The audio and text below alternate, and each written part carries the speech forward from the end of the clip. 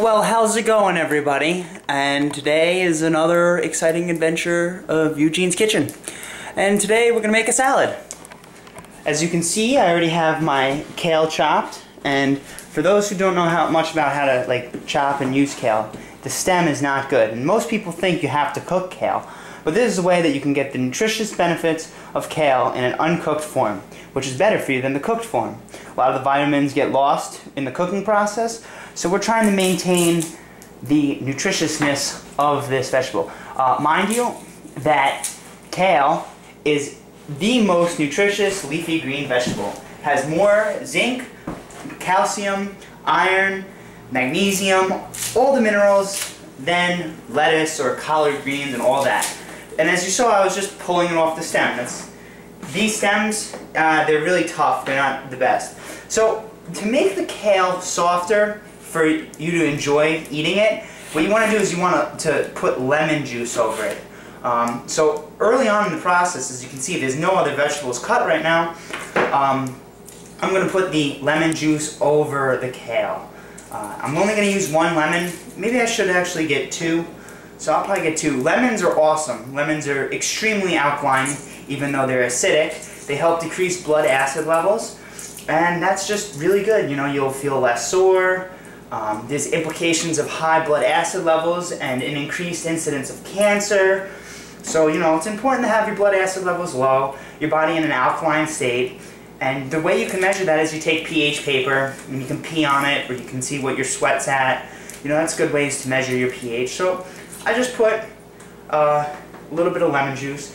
Unfortunately, I'm out of apples. I'm almost out of apple cider vinegar. I mean, I buy the gallon, and I'm almost done. So you gotta be just, you know, use it up. This is the last salad that I'm gonna be able to make before I have to go get more. And I'm looking around, give it a little shake. I washed my hands so I can touch this. And looking at this and the level of vinegary type acidic stuff,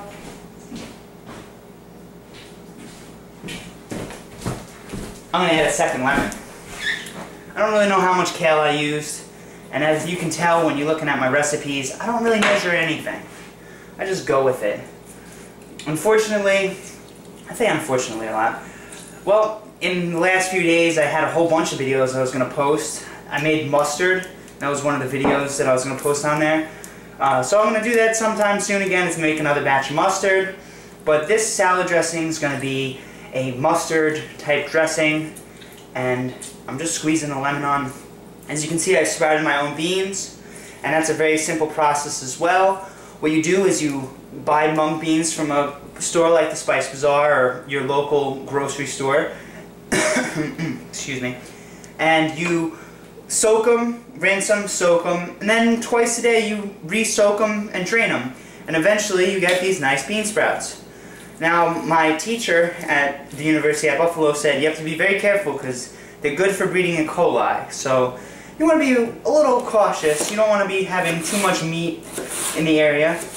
And with the vinegar and lemon juice, I like to put my onions and my peppers with the kale because these are more of like a harder type of vegetable. They have a very distinct flavor, and I like to get them in first so that the flavor, you know, becomes less sharp or less spicy. You know, it just allows for a nicer texture to the food too, since they're really crunchy. That's what I like doing. So there's my onion in there. Now you want to put mushrooms in last, especially when you're using vinegar, due to the fact that they're going to get like this slimy texture to them. So I added the lemon juice and vinegar, and you want to let that sit with the kale for about 10 minutes. I also pre-washed all these vegetables. So I'm just going to slice this pepper really quick. Make sure you don't cut yourself, because that would be bad. Slice this pepper. Now I'm making this salad just for myself. I'm going to eat it in the morning, or now, and I'm going to eat some later. And you're probably asking, well, where's your carbohydrates? Where's your protein coming from? Well, there's the beans. There's tons of carbohydrates and tons of protein in it. I also have some hemp seeds I'm going to add, and some tofu, so it's going to be a very, very high protein meal. And all of these vegetables have some form of carbohydrate in it. Now, this is not a complete meal according to my plate because it does not have a grain.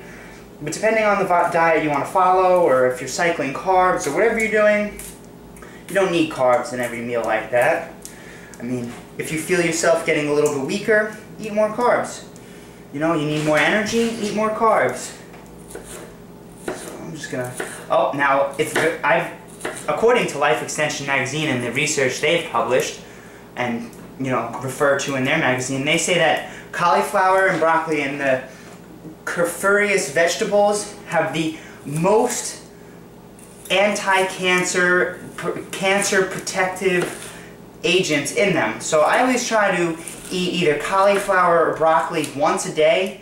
You know, it's just good for maintenance of, you know, your health. There's my dog in the background. So, chopping the broccoli.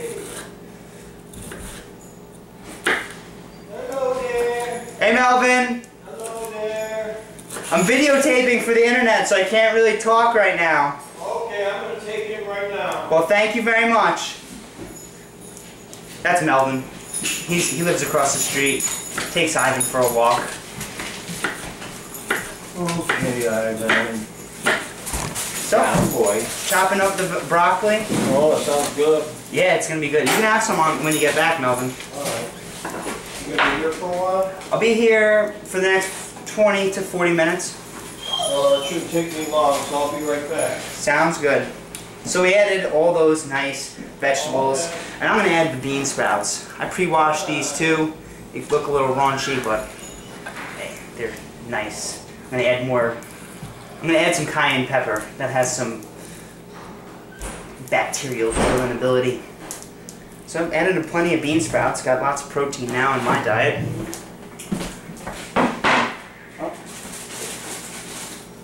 We've got one of the most important anti-cancer agents of all, garlic. Garlic is extremely, extremely powerful. And I should find some research to support that claim, but if not, it makes your salad taste really, really good. Unfortunately, I don't have my cameraman today, so you don't get all these nice shots of me doing stuff to the food at eye level. I want everyone to also think, you know, let's just talk about other stuff. Think about donuts. After you eat a donut, don't you want another one? Aren't they addictive? Man, the best thing to do, and well, what I've done, and this is from personal experience, is just not eat them, because then you don't crave them. You know, at the beginning you might think it's really hard, but after you get used to not eating the processed crap food, you find a real enjoyment eating a salad, or an apple, or an orange, tangerine, or a banana. Those foods become so delicious that you really don't care about donuts. Obviously, you're gonna have your vice, or the one food you really can't resist, and you know, then you have to balance happiness and health. I mean, people like to say everything in moderation, but if you say I eat a donut once a week, is that really in moderation? No, it's a weekly habit of eating a donut. It's a habit. It's not in moderation. I would say moderation is every so often, you know, you really did something really nice, like you finished school with, like, you know, really good grades, or whatever good grades for you would be, you know, and you're gonna celebrate or something like that, or someone's having a party, or there's a baby born, or you just got a promotion. Well, maybe it is time to celebrate a little bit, but if it's like a weekly thing and you think it's moderation on a weekly basis, just think about the heroin addict that does heroin once a week. Are you going to consider him someone who does heroin in moderation, or are you going to look at him like he has a problem? So, you know, anytime you're going to stick some piece of food in your mouth that's really not good for you, I want you to think to yourself, it's just a little bit of heroin, it's just a little bit of crack, or one cigarette isn't really that bad for you. There's plenty of research to show that one cigarette causes problems, that it alters your physiological state. And And also, you gotta think of the long term, like not even the long term, just the effects of eating that one donut. Now, anything else that you eat that's gonna be extremely healthy and nutritious is not gonna taste as good.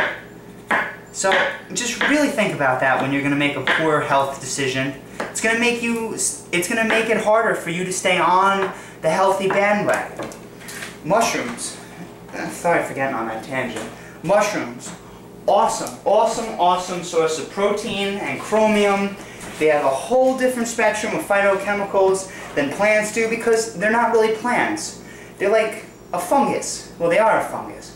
But they're kind of like, if in your biology class, they're in between the plant and the animal.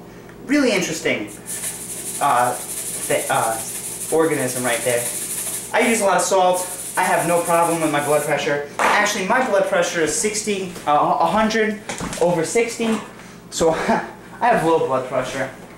And I am like 9% body fat, so I use a lot of olive oil. I follow a high fat, moderate carbohydrate, moderate protein diet, and it works for me. I advocate whatever works for you.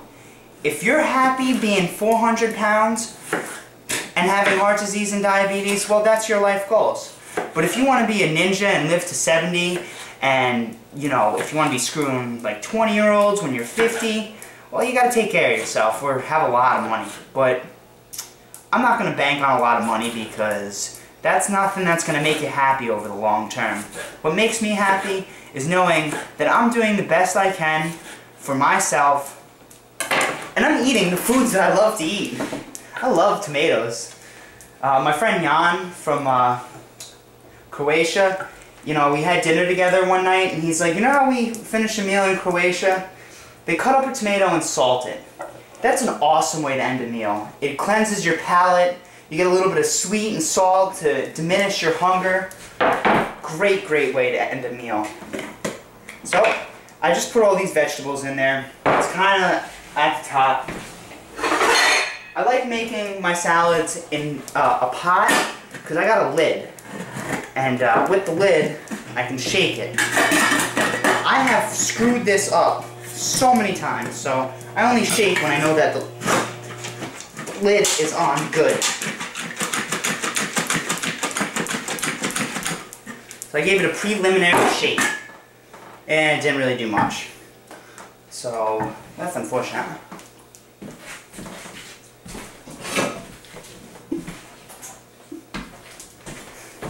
I'm gonna get a bigger pot.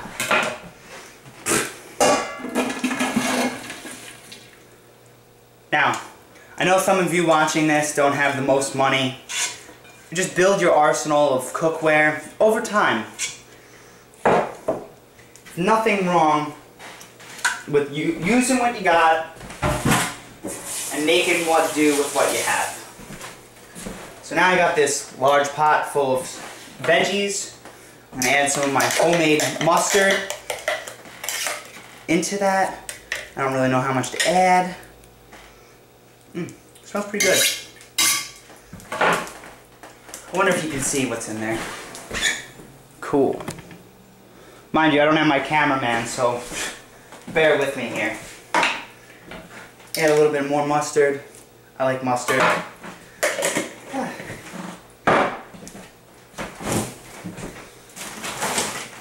And garlic.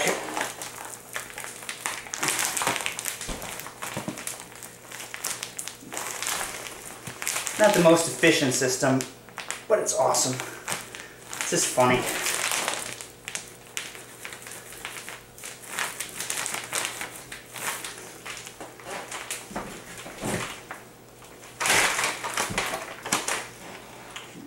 Even though I added garlic in regular garlic form, I like to add plenty of garlic powder. I really like the taste of garlic. I might smell like garlic, but I like it. And if anyone tells me I smell like garlic and it's bad, well, oh well. Ooh. Okay, so I got garlic, I got salt, oil, add a little bit of ginger, ginger powder,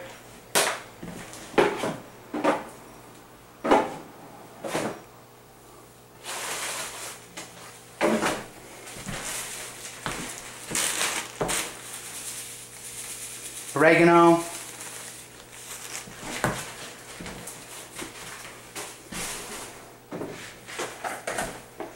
basil, another anti-cancer agent, turmeric, nice yellow color there. Ooh.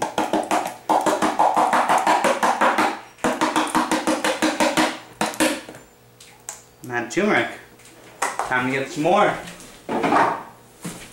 And you can't forget about the black pepper.